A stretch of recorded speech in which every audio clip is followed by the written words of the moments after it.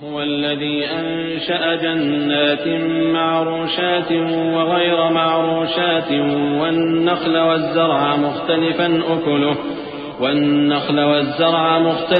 أكله والزيتون والرمان متشابها وغير متشابه كلوا من ثمره إذا أثمر وآتوا حقه يوم حصاده ولا تسرفوا إنه لا يحب المسرفين۔ اور اللہ ہی تو ہے جس نے باغ پیدا کیے چھتریوں پر چڑھائے ہوئے بھی اور جو چھتریوں پر نہیں چڑھائے ہوئے وہ بھی، اور کھجور اور کھیتی جن کے طرح طرح کے پھل ہوتے ہیں، اور زیتون اور انار جو بعض باتوں میں ایک دوسرے سے ملتے جلتے ہیں اور بعض باتوں میں نہیں بھی ملتے۔ جب یہ چیزیں پھلیں تو ان کے پھل کھاؤ، اور جس دن پھل توڑو اور کھیتی کاٹو تو اس کا حق بھی اس میں سے ادا کرو، اور بیجا نہ اڑانا کہ اللہ بیجا اڑانے والوں کو دوست نہیں رکھتا۔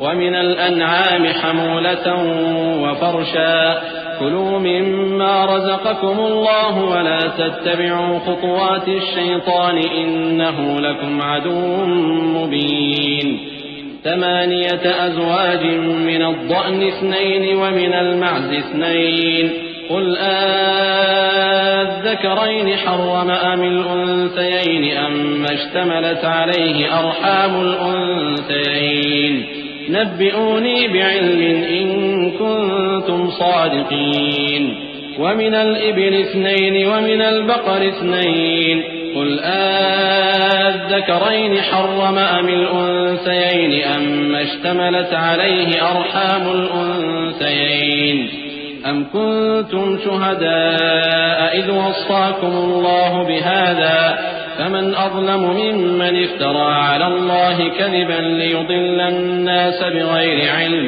إن الله لا يهدي القوم الظالمين۔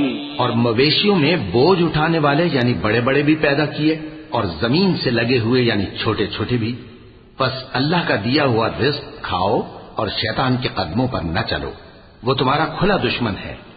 یہ بڑے چھوٹے مویشی 8 قسم کے ہیں، 2 بھیڑوں میں سے اور 2 بکریوں میں سے، یعنی ایک نر اور ایک مادہ۔